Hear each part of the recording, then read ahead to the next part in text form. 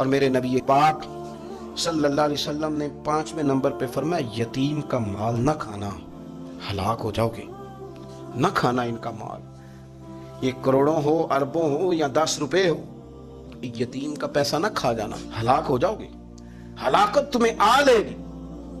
اور پھر 6 نمبر پر نبی پاک علیہ السلام نے فرمایا کفر سے جہاد ہو رہا ہو تو کبھی پیٹھ پھیر کے بھاگنا نہ، ہلاک ہو جاؤ گے۔ اور 7ویں نمبر پر اللہ کے رسول نے فرمایا بے قصور اور بے گناہ عورت پر تہمت نہ لگانا، بلا وجہ بہو کے کھاتے نہ کچھ ڈال دے، بلا وجہ بھابھی اور بیوی اور کسی بھی خاتون پر کوئی الزام بے قصور عورت پر بہتان نہ لگانا۔ مار مار کے ایک شخص نے بحال کر دیا بیوی کو، اور بعد میں پتا چلا کہ جی مجھے شاکیہ تویز کراتی ہے۔ کیا آپ کی سوچ ہے؟ مسلمان اللہ کو ماننے والا اور اس باتوں پر الزام لگائے گا تویز کرا کے لاتی؟ بے قصور عورت پر